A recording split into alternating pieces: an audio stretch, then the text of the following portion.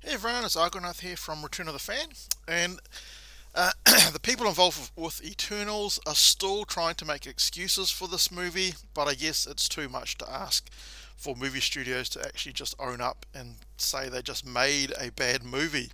So let's have a look at the latest attempt at trying to explain why um, Eternals was just so badly received by critics. And well, I don't know about fans because it got a high audience rating on Rotten Tomatoes, so maybe not the fans, but it certainly didn't bring in huge amounts of money, and I'm not too sure whether it's actually going to um, make its budget back. So let's have a look. This is from Bounding into Comics. So Marvel Studios producer Nate Moore attempted to explain the abysmal Rotten Tomatoes score for Eternals. Eternals currently has a rotten 47% score on the tomato meter with an average rating of 5.6 out of 10 from 366 reviews. There are 173 fresh reviews and 193 rotten reviews. So these are the actual critic reviews rather than the audience reviews. Now this is quite a surprise to me when I've made some videos on this before, because generally the critics are into these woke movies, right? They love the diversity aspect, um, all that kind of stuff, the gender swapping, the race swapping, the gay, bisexual stuff in movies. They generally like that kind of stuff. So I'm not too sure what the reasoning was for them turning against Eternals, but let's have a listen to what the producers' expectations were. So the movie did have a 78% audience score. Um, so obviously the audience really loved this movie, quite amazingly. So let's have a look at what he actually said. So Moore's comments about the abysmal Rotten Tomato scores came during an appearance on the Ringerverse podcast, recapping all of Disney Plus Day announcements. His answer came after he was specifically asked about Marvel Studios' reaction to the Rotten Tomato scores for Eternals and whether it will affect how Marvel makes movies. No, I don't think it'll affect how Marvel makes movies because Disney and Marvel are too much wedded into the far left wing ideology. Moore responded, I think it was shocking. I think a little bit of that is expectation. Look, going out of Avengers Endgame, everything was a bit under the microscope. This movie was intended to be the first original after Avengers, and then COVID hit, and everything changed. He said, oh, yep, blaming COVID again. Don't look at the other movies which were successful, like Fast and Furious 9, um, Venom 2, movies like that, which don't seem to have too much woke agenda in them, but so they did pretty well. Whereas your movie, which was filled with woke agenda in it, failed pretty miserably. From there, Moore pointed to Zhao. So this is Chloe Zhao, the director's Academy Award win boosting. So now he's blaming Chloe Zhao for winning an Academy Award. So that made everyone's expectations higher. So that's why it did so poorly. Of course.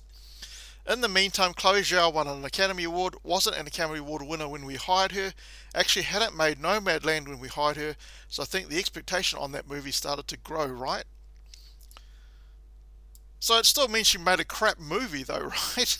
He continued, there was no Academy Award winner, Chloe Zhao, it was just Chloe Zhao who did the writer when we first hired her. She's fantastic, I wouldn't take that decision back, but I do think expectations changed. So now he's blaming Chloe Zhao for getting an Academy Award for people's expectations to go higher, so that's why they trashed, well, critics I guess, trashed this movie. Moore then blamed the critics themselves for their expectations for the film. So now it's the critics' fault for not liking the movie. Oh dear. Of course, it's everyone else's fault except for Marvel and the people that made it, and they can't bring themselves to say that it was just a crap movie.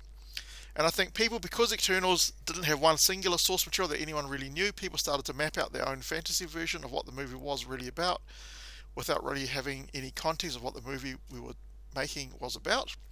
Well, maybe you shouldn't have picked some obscure characters, right? Maybe you should have gone for something that was a bit more recognizable.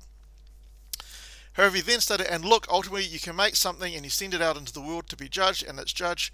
You can argue fairly or not. It's kind of not our job to make people decide how they feel about the movie. All we can do is make the movie we believe in the most and hope that some people think it is better than Thor the Dark World. I don't think it was better than Thor the Dark World, and I don't think many people would agree with that. Thor the Dark World had an audience score of 75%, whereas Eternals had an audience score of 78%, but it did have better critical acclaim with 6.2 out of 10 for the critics. So let's have a look at some of the comments, because those are normally quite funny. This one's quite funny, from Bunny with a Keyboard. I've met quite a few people in my life who have produced content roughly as good as the Eternals, many of them multiple times a day. However, they're really spoken about because they don't show it to anyone. In fact, they don't even remove it from the toilet. Instead, they just flush it away. Oh, that is just a gold comment. Thank you so much, Bunny with a Keyboard. How is the audience score that high? I'm guessing some tweaking by Rotten Tomatoes. Have you read any of it? Almost verbatim of the other positive audience reviews talking about diversity, inclusion, heart, and family. I mean, yeah, if you made a good movie without worrying about diversity and inclusion aspect, Marvel, then you would probably do a lot better. But, you know, putting gender swapping characters, race swapping characters, making disabled superheroes, I mean, what is that all about? Because the Eternals are essentially created. So why would you create a superhero which is disabled? Why would you create a deaf superhero, right? If they're in the middle of a battle, how do they communicate with the other superheroes? They don't have telepathic abilities. Do they have to sign language while they're trying to fight people? It's just ridiculous, right? It was purely put in for diversity and inclusion, and it just doesn't make sense in the movie. There are animate hunks of rotting meat that have been left in swamps for nearly an entire month, and when asked, even they talk about how badly the Eternals stink. Golly, they're getting a lot of mileage out of the COVID excuses. What I found rather ironic is that they're blaming the CCP virus, but yet who is perpetuating the scamdemic? It is the very same politicians that they support. By the way, has anyone seen any signs reminding people to get their flu shot? First it was COVID's fault, then it's Chloe's fault for being handed an Academy Award, then it was people that just didn't understand it. So some really good comments. I really love the very first one from Bunny with a Keyboard. That's a really funny comment. So I agree with all of these people. Marvel, again, trying to make excuses, not owning up to the fact that they just made a bad movie. You know, people would actually like them more if they just put their hand up and say, yes, we got it wrong. We put too much into diversity and inclusion rather than worrying about the actual movie and the storyline.